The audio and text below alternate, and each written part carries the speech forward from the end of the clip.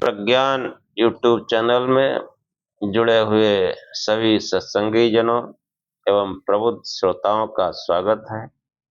सभी का अभिनंदन है और सभी को मेरा प्रेम पूर्वक जय शिव जय शिव।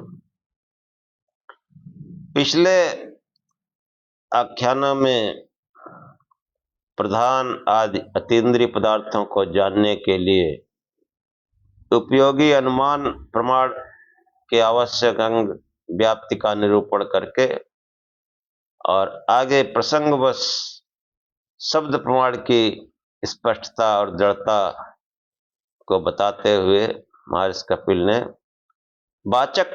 वाच्यवाचक भाव संबंध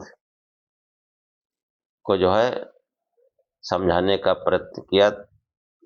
उसी आख्यान को आगे बढ़ाते हुए आज का आख्यान प्रारंभ करते हैं। ओम असतो मा सद्गमय तमसो मा ज्योतिर्गमय मृत्योर्मामृतम गमय। हे परम गुरु, हे परमात्मा, हमें असत्य से सत्य की ओर ले चलो, अंधकार से प्रकाश की ओर ले चलो तथा मृत्यु से अमरता की ओर ले चलो। कि जो वाच्यवाचक भाव जो शब्द होते हैं वो एक संकेत होते हैं और संकेत उस संकेत में ही अर्थ निहित होता है। इस प्रकार शब्द और अर्थ का वाच्यवाचक भाव संबंध स्पष्ट होता है। यह शक्ति ग्रह अथवा संकेत किन निमित्तों से हो पाता है, महर्षि कपिल इसको बताते हुए कहते हैं, त्रिभी संबंध सिद्धि। संबंध का निश्चय 3 साधनों द्वारा होता है। 3 साधनों द्वारा। वो क्या है कि शब्द और अर्थ के वाच्यवाचक भाव संबंध का निश्चय हमें 3 साधनों से होता है। ऐसे शक्ति ग्रह के वे 3 साधन कौन से हैं? व्याख्याकारों ने परंपरा द्वारा बताया कि आप्तोपदेश, वृद्ध व्यवहार और प्रसिद्ध पद समानाधिकरण। जो व्यक्ति जिस वस्तु को यथार्थ रूप में जानता है वह उस विषय में आप्त कहा जाता है। आप्त पुरुष वो कहा जाता है कि वो जो अपने सब्जेक्ट को यथार्थ रूप में समझता है। हाँ, अध्यात्म में जो आत्मज्ञान जिसको यथार्थ रूप में हुआ है वह आप्त काम है। और ऐसे ही कोई भी विषय विशेषज्ञ हो जो विषय के यथार्थ स्वरूप को जानता हो तो वो उस विषय में आप्त होता है। उसके उपदेश से हम अर्थ को जान लेते हैं। तो आप पुरुष कोई विषय हो, कोई टेक्निकल लाइन का हो तो वो बताएगा ऐसे ऐसे करो, ऐसे हो जाएगा। कोई मशीन चलाई जाती है, कोई कुछ, तो जो पहले से एक्सपर्ट है वही आप्त पुरुष कहा जाता है। कि वो आप्त कहा जाता है, उसके उपदेश से हम अर्थ को जान लेते हैं। आपने कहा ये घट है, हम घट शब्द से उस विशेष अर्थ को जानने लगते हैं। दूसरा शक्तिग्रह का साधन है वृद्ध व्यवहार। एक अनुभवी वृद्ध ने दूसरे से कहा गाय ले आओ, वह गाय ले आता है। समीप बैठा हुआ बालक उस शब्द को सुनता है और उसके अनंतर दूसरे व्यक्ति के द्वारा लाए जाने वाले पशु को भी देखता है। वह जान लेता है कि गाय इस पशु का वाचक है या इसका नाम है। जब वृद्ध शुक्ला गौ ले आओ अथवा कृष्णा गौ ले आओ, ऐसा कहता है और दूसरा पुरुष उसके अनुसार पशु को ले आता है, तो जो है वो बालक जो है वो अव्युत्पन्न बालक, जिसको अभी तक नहीं मालूम था कुछ, अब वो देखता है जब, तो उसे शुक्ल और कृष्ण शब्दों के अर्थ को जान लेता है। हाँ, सफेद, ये शुक्ल गाय है, सफेद गाय है, एक कृष्ण नहीं काली गाय है, और उसके अनंतर स्वयं वैसा ही व्यवहार करने लगता है। और तीसरा साधन है प्रसिद्ध पद समानाधिकरण अथवा प्रसिद्ध पद सानिध्य। प्रसिद्ध का अर्थ है कि अपने द्वारा प्रथम जाना हुआ, निश्चय किया हुआ, उसके संपर्क से हम उसके सहयोगी दूसरे शब्द के अर्थ को समझ लेते हैं। किसी ने कहा कि बसंत में आम के वृक्ष पर पिक बोल रहा है। सुनने वाले ने जाना हुआ है कि ऋतु वसंत में आम का बौर फूलने पर कोयल आकर्षक रूप में बोला करती है।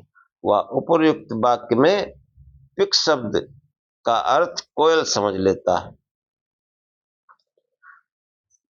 व्याख्याकार ने शक्ति रहा, हाँ, कौन से 3 साधन है कि एक तो आप्त कि शक्ति ग्रह या संकेत जो है किन निमित्तों से हो पाता है, तो सूत्रकार जो है महर्षि कपिल जो है 3 साधन बताते हैं। त्रिवी संबंध सिद्धि, उसमें क्या है कि एक आप्तोपदेश, जो उस विषय का विशेषज्ञ है उसका उपदेश जो है वो शक्ति ग्रह का साधन है, निमित्त है।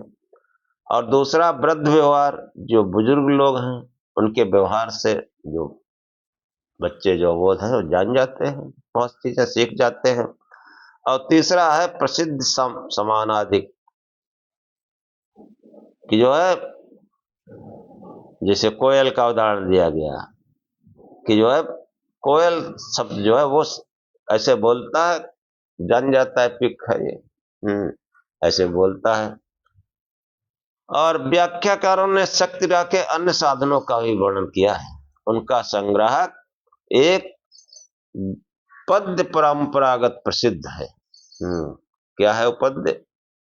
शक्ति ग्रहम व्याकरणोपमान कोशाप्त वाक्याद् व्यवहारतश्च वाक्यस्य शेषाद् विवृतिर्वदन्ति सानिध्यता सिद्ध पदस्य वृद्धा। इसमें व्याकरण, उपमान, उपमान मतलब कोई सादृश्य चीज, हाँ, कोश, आप्त वाक्य, वृद्ध व्यवहार, वाक्य शेष, विवरण, प्रसिद्ध पद सानिध्य साधनों का उल्लेख है। पर यह सब उपर्युक्त 3 मुख्य साधनों का ही विस्तार है, कि जो उपमान है, व्याकरण,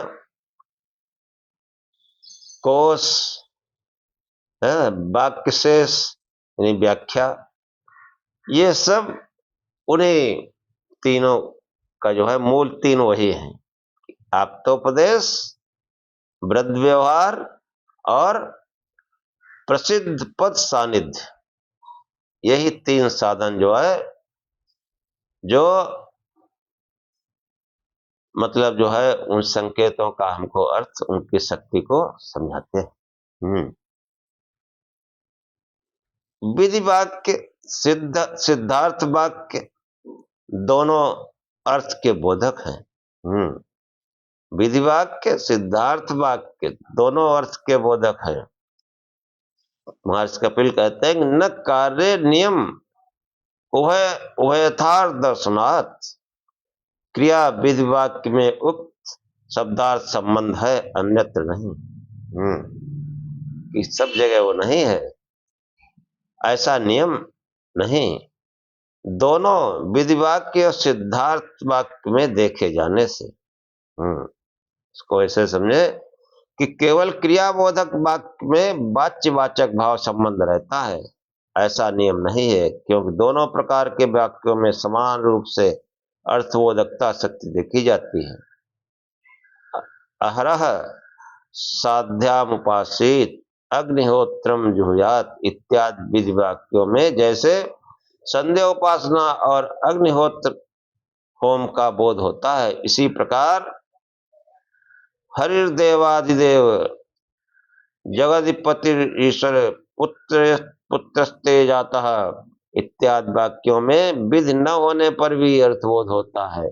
अर्थबोध के लिए शक्ति ग्रह आवश्यक है। वह शब्द चाहे विधि वाक्य में प्रयुक्त हो अथवा सिद्ध वाक्य में, वो शक्ति ग्रह जो है वही मुख्य है। लोक के संबंध में शक्ति ग्रह देखा जाता है, लोक में सिद्ध पद में शक्ति ग्रह देखा जाता है, पर वेद का अर्थ अतीन्द्रिय है, वहां विधि में ही अर्थबोधकता संभव हो सकती है। हाँ, सूत्रकार कहता है कि लोके व्युत्पन्नस्य वेदार्थ प्रतीति, लोक में शब्दार्थ संबंध जाने हुए को वेद के अर्थ का ज्ञान हो जाता है।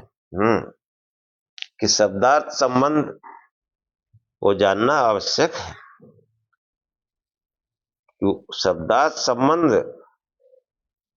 जाने हुए को वेद के अर्थ का भी ज्ञान हो जाता है। शब्दों का कैसा संबंध है, क्या है, इसका ज्ञान करने से वेद पढ़े जा सकते हैं। हाँ, देखो ये अच्छी बात है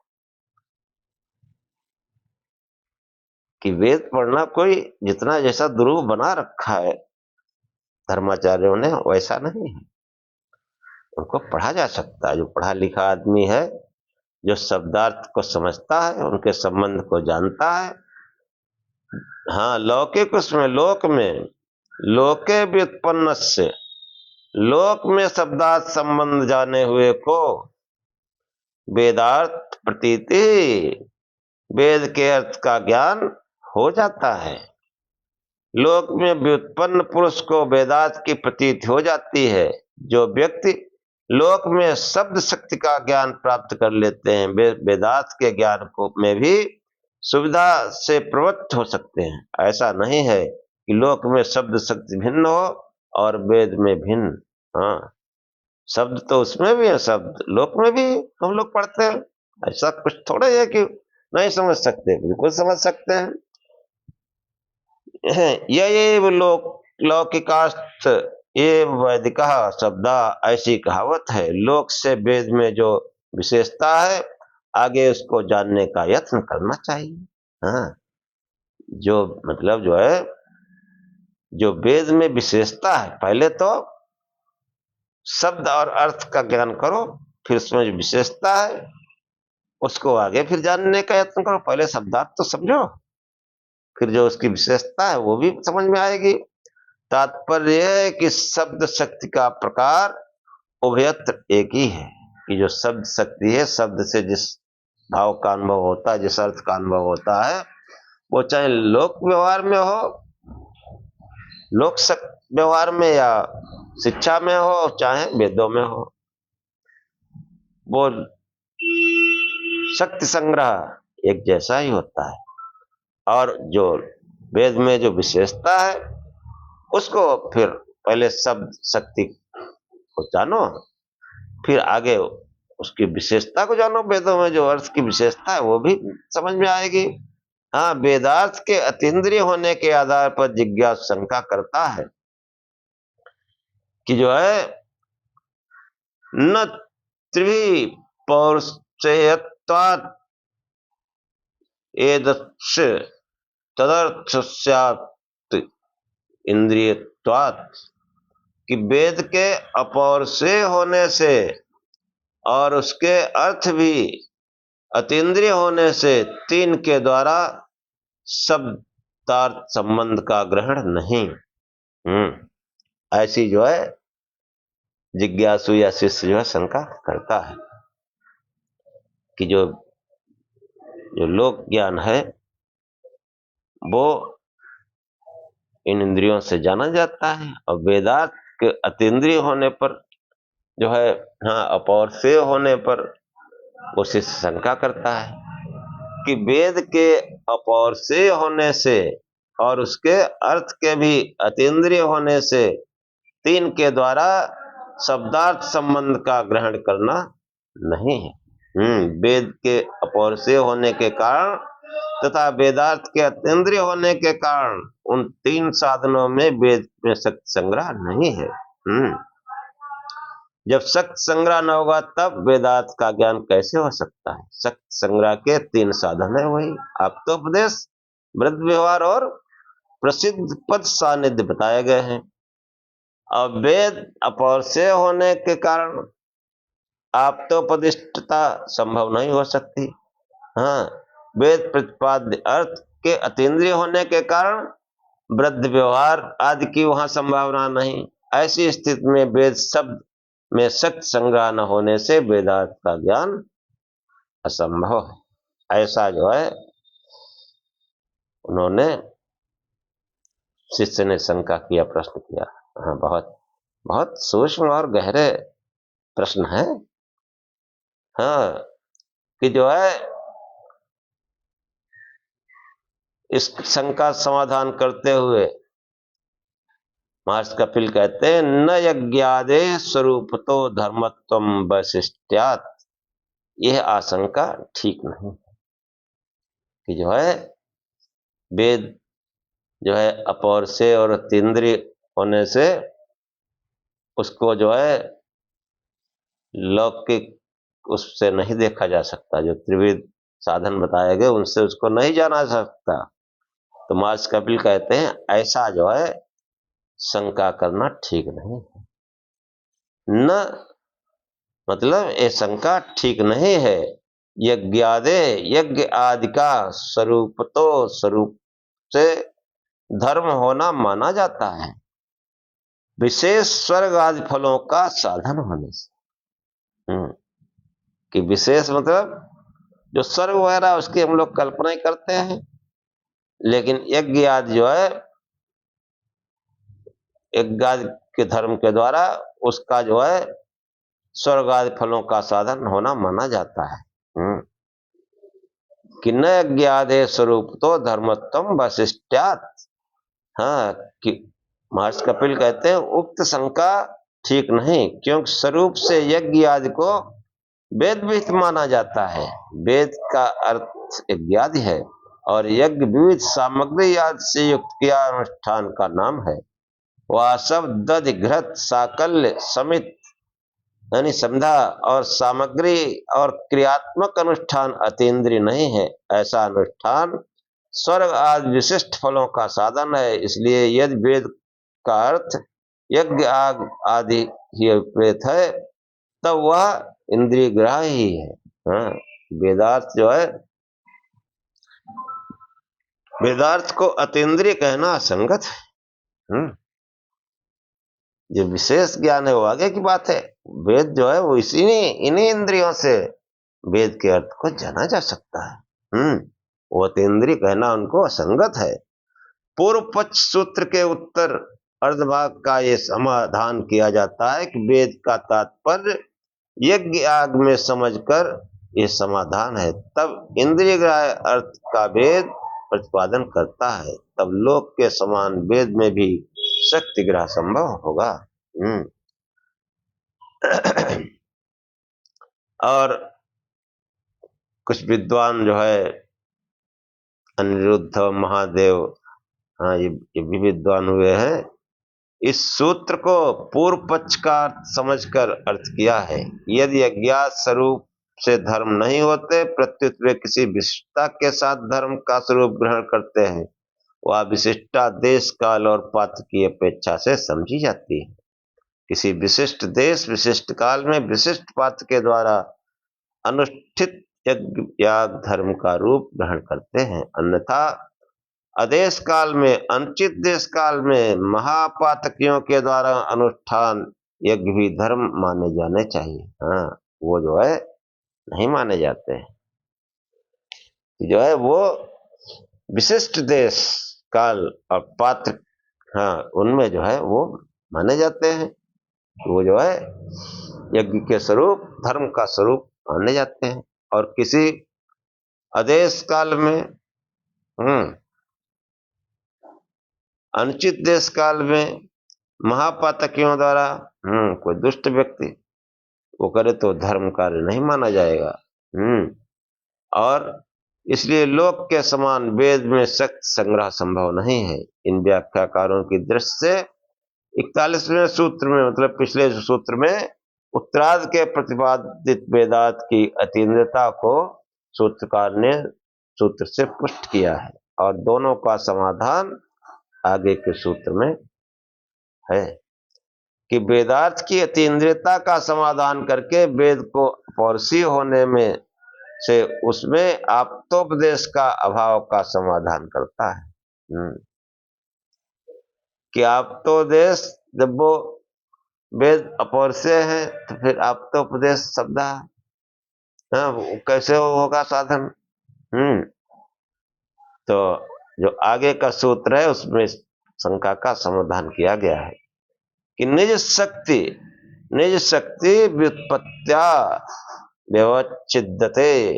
वेद की जो निज शक्ति स्वाभाविक शक्ति है, शब्दार्थ संबंध है, व्युत्पत्त्या मतलब व्युत्पत्ति प्रतिपादन यानी उपदेश द्वारा अलग अलग जान लिया जाता है। उनको बिल्कुल अलग अलग जान लिया जाता है कि वेद में अपौरुषीय होने पर भी वेद शब्दों की जो निस्वाभाविक शक्ति है, शब्दार्थ का संबंध है, वह आदि ऋषियों की व्युत्पत्ति अमुक शब्द का अमुक अर्थ है, इस जानकारी के द्वारा व्यवस्था पूर्वक उपदेश किया जाता है। जो ऋषि लोग हैं वो उसके अर्थ को समझाते हैं।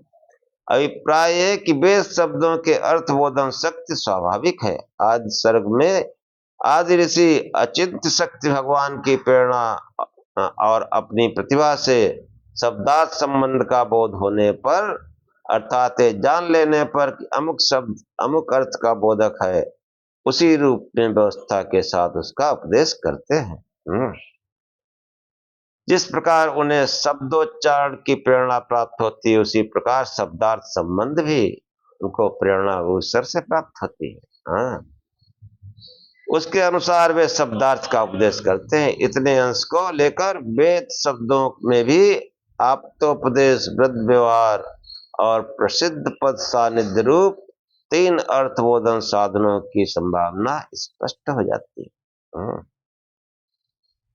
अतः लोक में के समान वेद में शक्तिग्रह संभव होता है। लोक वेद शब्दों में इतना ही अंतर है कि लोक में शब्दार्थ का ऋषियों अथवा अविधानिक आचार्यों द्वारा संकेत किया जाता है, वेद शब्दों में वह स्वाभाविक कि जो है लोक में जो है वो कोई शिक्षक हमको बताता है और वेदों में ये स्वाभाविक है जो ऋषियों द्वारा जाना जाता है।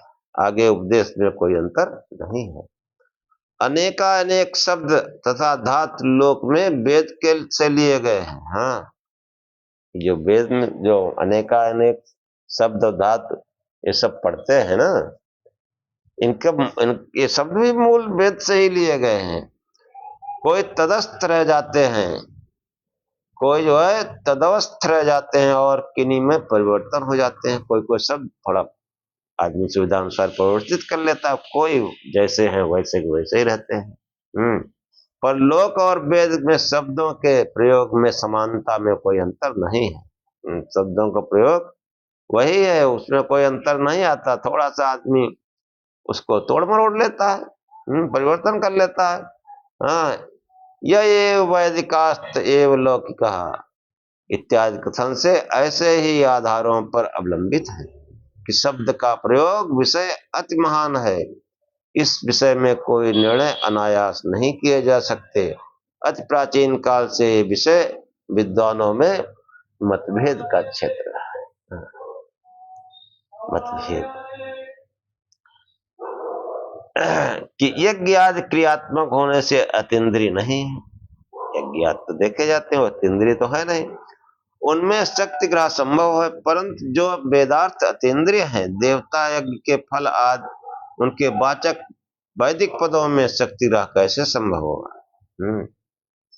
तो महर्षि कपिल जो है कहते हैं कि योग्येषु प्रतिजनकत्वात् तत्सिद्धि। योग्येष मतलब इंद्रिय ग्राह्यों की तरह अतीन्द्रियों में भी जो है प्रतीक जनकत्वात् यानी ज्ञान का जनक होने से शक्ति संग्रह की सिद्धि होती है। योग्य प्रत्यक्ष के योग्य इंद्रिय ग्राह्य पदार्थ अयोग्य, प्रत्यक्ष के अयोग्य अतीन्द्रिय पदार्थ। यानी यहाँ पर योग्य अयोग्य का मतलब है कि जो प्रत्यक्ष पदार्थ हैं जिनको हम इंद्रियों से देख लेते हैं, और कुछ ऐसे पदार्थ हैं जो अतीन्द्रिय हैं जिनको इन इंद्रियों से हम नहीं देख सकते हैं। कि जो है दोनों प्रकार के जो है ज्ञान का जनक होने से शक्ति की संग्रह सिद्ध होती है। योग प्रत्यक्ष के योग्य इंद्रिय ग्राह्य पदार्थ अयोग्य, प्रत्यक्ष के अयोग्य अतीन्द्रिय पदार्थ। यहाँ योग्य पद उदाहरण दिखाने के लिए है। अभिप्राय यह हुआ कि जैसे योग्य अर्थात इंद्रिय ग्राह्य पदार्थों में आप्तोपदेश आदि के द्वारा शक्ति ग्रह होता है, इसी प्रकार अतीन्द्रिय पदार्थों में भी प्रतीक का जनक होने से व्युत्पत्ति अथवा शक्ति संग्रह की सिद्धि होती है। आप जब ये उपदेश करता है कि अमुक पद इस प्रकार के अतीन्द्रिय अर्थ का बोधक है, तब जिज्ञास बोधा उस पद से उसी प्रकार के अर्थ को समझने लगता है। वेदों में बहुत से शब्द अतीन्द्रिय ज्ञान कराते हैं। अरण्योर निहितो जात वेदा, कुजात वेदा, जैसे अग्नि अरण्यों में छिपा रहता है, ऐसे इस मनुष्य में भी वो जो है अग्नि छिपा रहता है। तो वो अग्नि जो छिपा रहता है, जो इन इंद्रियों से नहीं दिखाई देता है, उसको बाह्य जो है योग्य नहीं बाह्य इंद्रियों द्वारा उसको जब कोई हाथ से रगड़ता है तो प्रज्वलित हो जाती है।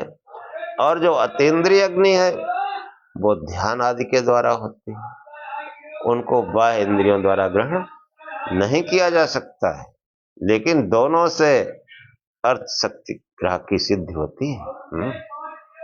जो योगी जन अतीन्द्रिय ज्ञान करते हैं उनसे भी शक्ति ग्रह की सिद्धि होती है।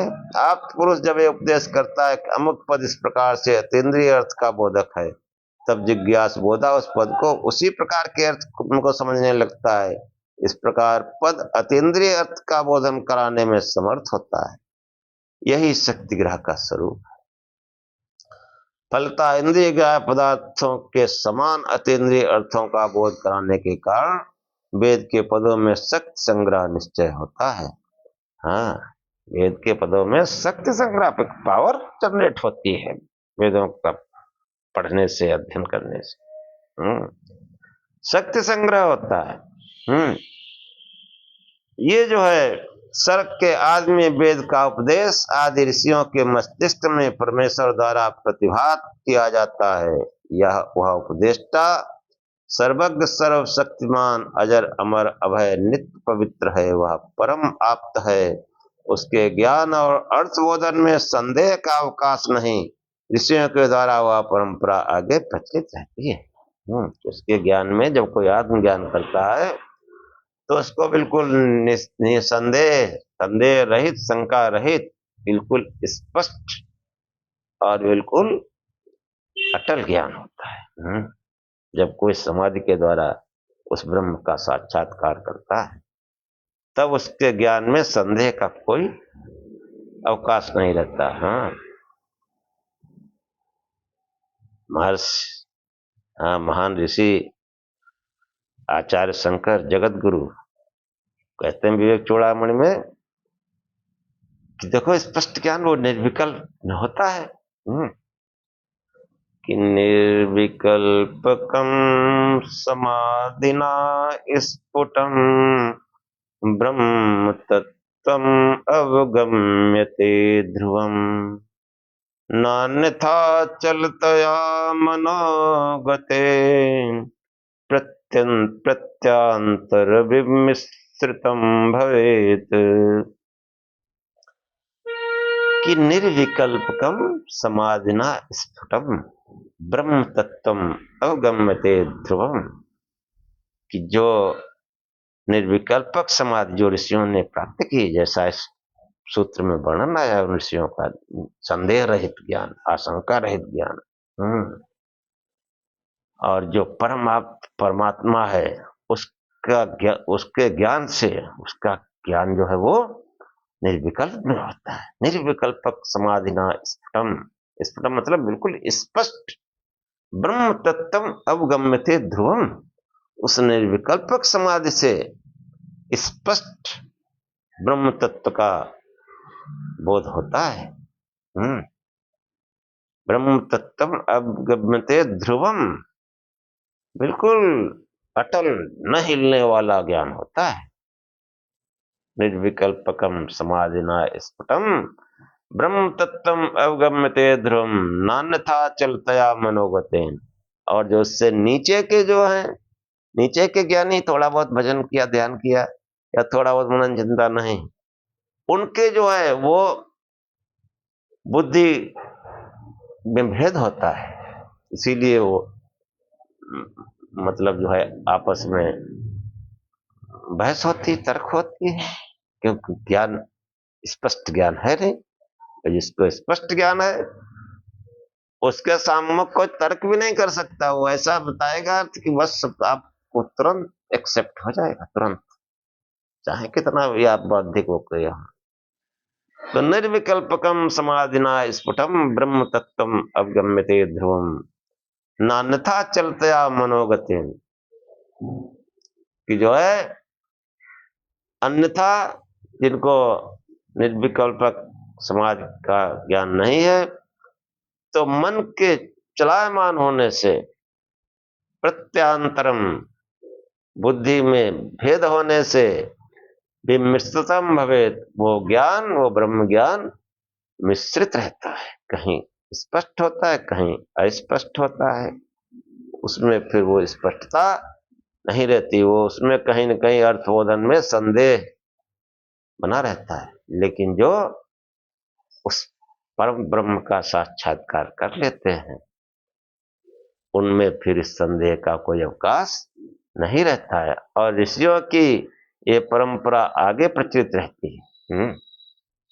जो है जो योग्य प्रति जनकत्वात् तत्सिद्धि, इंद्रिय ग्राह्यों की तरह अतीन्द्रिय में भी ज्ञान का जनक होने से शक्ति ग्राह की सिद्धि होती है। जो अतीन्द्रिय ज्ञान जिनको होता है उनकी शक्ति का तो कोई पता ही नहीं, कितने पावरफुल होते हैं। इस भजन ध्यान करो फायदे से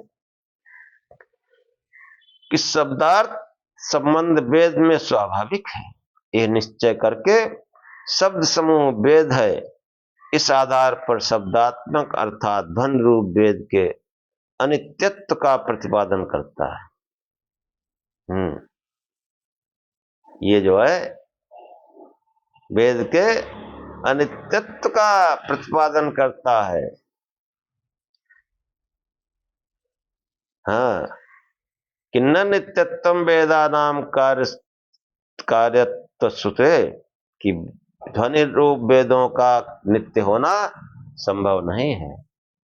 हाँ, तो बढ़िया बढ़िया तर्क किए गए कि जो ध्वनि है, जो शब्द है, वो तो लुप्त हो जाता है, इसलिए वेदों को जो है वो नित्य कैसे माना जाए। शब्द राशि वेद नित्य नहीं है। कोई खाली शब्द ज्ञान समझ ले वेदों को और कहे नित्य है, ना है ना, ये शब्दों का समूह, शब्द राशि वेद नित्य नहीं है, क्योंकि स्वयं वेद में उनको कार्य कहा गया है। उसको कार्य कहा गया है कि वो परमात्मा जो है उससे जो है वेद प्रकट हुए हैं। यजुर्वेद का मंत्र है कि तस्माद् यज्ञा सर्वहुता ऋचा सामान्य जग्गिरे छंदासि जग्गिरे तस्माद् यजुस्तस्माद् अजायत। यजुर्वेद में कहा गया कि तस्माद् अज्ञात सर्वहुता, उस परमात्मा से, उस विराट पुरुष से सभी प्रकार के यज्ञ और होम आदि प्रकट हुए हैं, उत्पन्न हुए हैं। ऋचा सामान्य जग गिरे। ऋच यानी ऋक और साम, ये जो है उसी से उत्पन्न हुए, जग गिरे उसी से उत्पन्न हुए हैं। छंदास जगरे तस्मात, छंदास नहीं, छंद मतलब अथर्ववेद, ये अथर्ववेद भी उसी से उत्पन्न हुआ है। तस्मात यजु तस्मात अजायत, छंदास जगरे तस्मात यानी उसी विराट पुरुष से ये अथर्ववेद भी उत्पन्न हुआ है। और तस्मात यजु तस्मात अजायत, और यजुर्वेद भी उसी से उत्पन्न हुआ है। हाँ हाँ, इसी प्रकार जो है ब्राह्मण ग्रंथों में भी सतपोतप्यत तस्मात तपस्ते पानात त्रयो वेदा अजायंत, कि उस विराट पुरुष ने तप किया, तप से ही सब कार्य होता है। और उस तप से तीनों प्रकार के वेद जो है उत्पन्न हुए, त्रय विद्या उत्पन्न हुई है। हाँ, इस प्रकार जो है अनेक जो है प्रत्यक्ष प्रमाण से भी इस बात को देखा जाता है कि ककार आदि वर्णों का विशेष प्रयत्न के अनंतर उच्चारण होता। का मतलब विशेष प्रयत्न किया जाता। आ बोलते रहो, विशेष प्रयत्न, का खा गा विशेष प्रयत्न करना पड़ता है कि ककार आदि वर्णों का विशेष प्रयत्न के अनंतर उच्चारण होता है और वे ध्वनि पुनः विलुप्त हो जाती है। इससे शब्द का अनित्यत्व स्पष्ट होता है। वेद भी शब्द राशि है, इसलिए वह शब्द रूप में अनित्य है, शब्द रूप में अनित्य है। वेद को नित्य बताने वाले प्रसंग जहां कहीं भी आते हैं, उनका उस शब्द राशि से अनुपूर्वी की नित्यता में तात्पर्य रहता है कि शब्दराश उस अनुपूर्वी के साथ वह शब्दराश वेद है, अन्यथा नहीं। इसके अतिरिक्त ज्ञान रूप वेद तो निर्वाध ही नित्य है। हाँ, कि शब्दराश समझोगे तो वेद अनित्य है, और ज्ञान रूप अगर वेद समझोगे तो वो नित्य है। अनित्य होने पर अन्य ग्रंथों के समान वेद को पुरुष प्रणीत क्यों न माना जाए? ऐसा भी प्रश्न किया कि जो है अनित्य होने पर अन्य ग्रंथों के समान वेद को पुरुष प्रणीत नहीं, किसी मनुष्य के द्वारा बनाया हुआ क्यों न माना जाए? तो महर्षि कपिल कहते हैं न पौरुषेयत्वं तत्कर्तु पुरुषस्याभावात्, शब्दराश वेद भी पौरुषेय नहीं है, उसकी रचना करने वाले पुरुष के न होने से। उसकी शब्दराश वेद अनित्य होने पर भी पौरुषेय अस्माद आदि सदस्य पुरुष प्रणीत नहीं है, क्योंकि उसके कर्ता रचयिता पुरुष की संभावना नहीं हो सकती। कारण यह कि जीव पुरुष अल्पज्ञ और अल्प शक्ति होने से सर्वज्ञ कल्प समस्त विद्याओं के स्थान वेद की रचना में असमर्थ रहता है।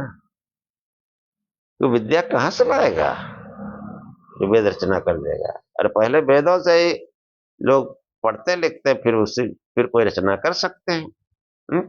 एकदम जंगल से पकड़ के आया वो पुरुष ने लिख दिया, कैसे लिख देगा? कि जो है भ्रम प्रमाद आदि से रहित सर्वज्ञ ईश्वर कभी शरीर रूप बंधन में नहीं आता। हाँ, शरीर रूप बंधन में नहीं आता। हाँ, कि जो कहो कि वो जन्म लेता है, नहीं, वो शरीर धारण करता है, नहीं, उस पर कोई लीला श्राप वरदान नहीं। ऐसे समझो कि जो शब्द रूप वेद का उच्चारण कर सके ऐसा कोई जो है पुरुष नहीं है। आदिशियों के निर्दोष पवित्र मस्तिष्कों में वह केवल तदनुकूल प्रेरणा करता है। तदनुकूल प्रेरणा करता है। हाँ, धियो यो न प्रचोदयात्, बुद्धि में प्रेरणा भरता है, सन्मार्ग में अच्छी ज्ञान की प्रेरणा करता है, जिससे प्रेरित होकर सर्ग आदि काल में वही अनपूर्वी ऋषियों के मुख से फूट पड़ती है वेदवाणी। हाँ, फूट पड़ती है। उस प्रेरणा से भी वेदराज कि अनपूरी में कोई विपर्याय संभव नहीं है। इसलिए इस अनाद भगवत ज्ञाननिष्ठ शब्दराश में किसी पुरुष को रचना स्वातंत्र न होने से वेद का अपौर से परिनिष्ठित होता है। और आगे स्पष्ट करते हुए कहते हैं कि न मुक्ता मुक्तयोर योग्यत्वात्, कि मुक्त और अमुक्त योग्य न होने से वेद के कर्ता संभव नहीं। कोई मुक्त पुरुष हो या बंधन में हो, अमुक्त हो, वो जो है वेद का कर्ता जो है संभव नहीं है। यदि वेद को पुरुष की रचना माना जाए तो पुरुष ईश्वर रूप हो सकता है या जीव रूप। सूत्र में मुक्त पद नित्य मुक्त ईश्वर और मुक्त जीव दोनों का बोधक। हाँ, यहाँ पर ये चीज है। शब्द रास वेद के प्रथमोच्चारण रूप निर्माण में शरीरी न होने के कारण ईश्वर योग्य समर्थ नहीं रहता, पर मुक्त जीव भी अल्पज्ञ अल्प शक्ति होने से, देहादि रहित होने से तथा उसके मुक्त होने से पूर्व भी वेद का विद्यमान रहने से वेद की रचना में अयोग्य है। कोई भी पुरुष यदि उसने मुक्त भी हो गया तो उसके पूर्व में वेद रहता है, इसलिए उसको पौर से नहीं कहा जा सकता। अमुक्त अर्थात बद्ध एवं जीव भ्रम प्रमाद प्रविलिप्सा आदि न्यूनताओं से युक्त रहने के कारण वेद की रचना में सर्वथा अयोग्य है। वेद की रचना वो नहीं कर सकता। वेद कैसे है? अपौर से, उस विराट पुरुष से जो है उनकी रचना हुई। कोई कहे कि किसी ऋषि ने या किसी मनुष्य ने इसको रचा है, ऐसा नहीं। वो उस ज्ञान को ब्रह्मा नाम के ऋषि ने लिपिबद्ध किया। बहुत से ज्ञान हमारे अंदर होते हैं, वो हम ज्ञान तो उस परमात्मा की प्रेरणा से आता है, उस आत्मा से आता है। और जब उसको जो है देखते हैं तो लिख देते हैं लोग। तो वो जो लिखने वाला राइटर, उसको थोड़े उसका वेद निर्माता कह दिया जाएगा। वेद जो है वो इसीलिए पहले श्रुत कहे गए कि ऋषियों के हृदय में उस परमात्मा की प्रेरणा से जो शब्द निकले, और ये प्रेरणा बराबर होती रहती है, ऋषि परंपरा चली आती है कि वेदों में कहीं कोई गड़बड़ है तो ऋषि आकर के उसको सही कर देते हैं। ऐसे समझना चाहिए। ऐसी अवस्था में अपौर से होने से शब्दराश वेद का नित्य ही मानना होगा। सूत्रकार कहता है कि नापौर से नित्यतम अंकुरो आदिवत। अपौर से होने से वेदों का नित्य होना जो है अंकुर आदि के समान नहीं है, जैसे कोई बीज का अंकुर जमाता है। अपौर से होने से वेद को नित्य नहीं माना जा सकता। देखो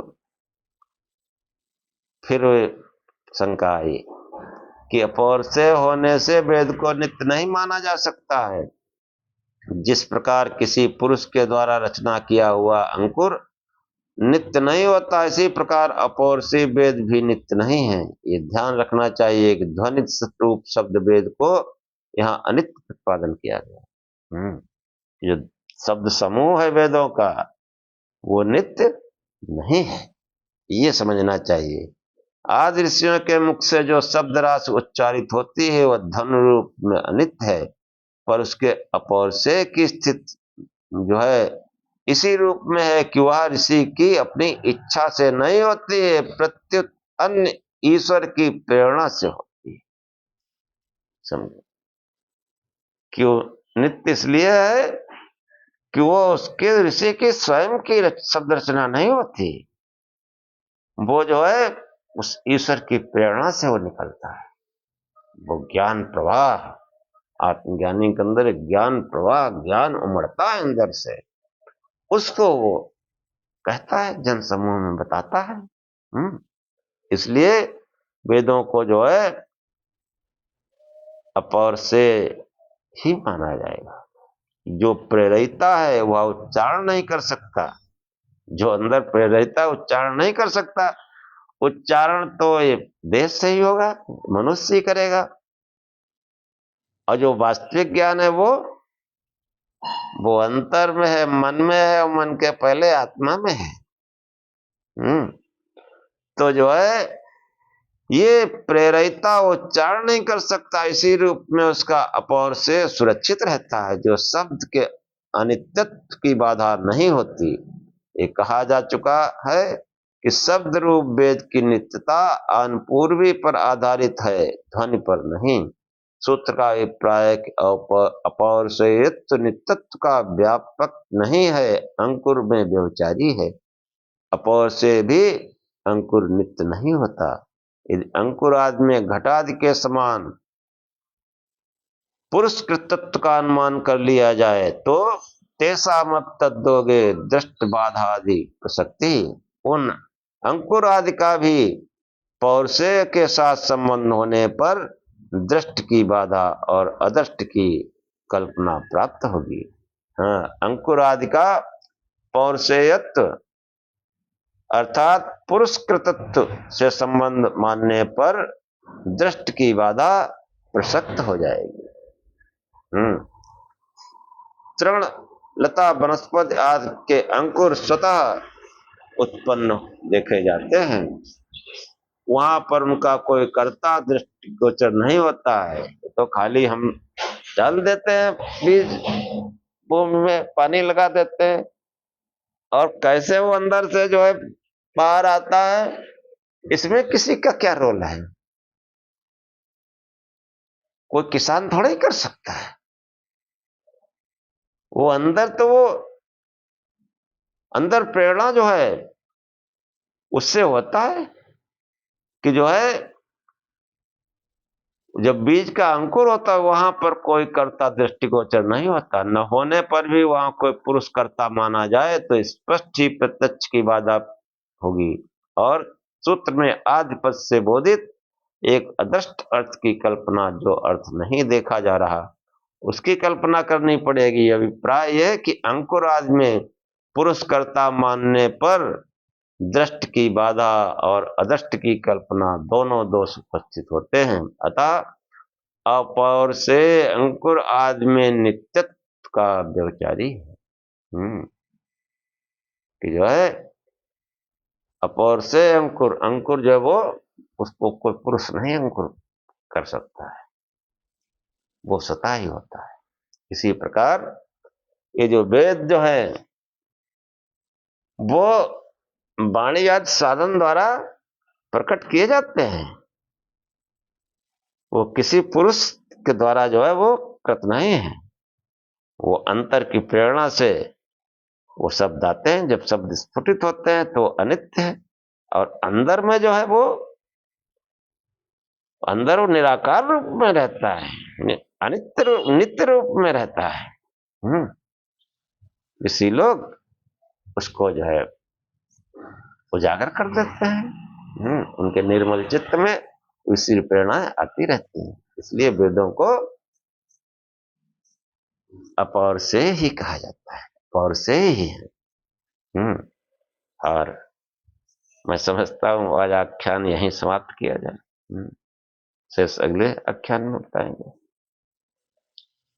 ओम सहनाववत् सहनो भुनक् सह वीर्यं करवावहै तेजस्विनावधीतमस्तु मा विद्विषावहै। ओम शांति शांति शांति। हे परमात्मा, हम दोनों श्रोता और वक्ता को दोनों की साथ साथ रक्षा करें, साथ साथ पालना करें। हम दोनों साथ साथ बल को बढ़ाएं और पराक्रम करें। हम दोनों का पढ़ा पढ़ाया एक साथ संसार में फैले, तेजस्विता को प्राप्त करें। हम आपस में द्वेष न करें। हे परमात्मा, हम दोनों को त्रिविध शांति प्राप्त हो, दैहिक दैविक भौतिक तीनों प्रकार के दुखों की अत्यंत निवृत्ति हो। ओम शांति शांति शांति। जय श्री।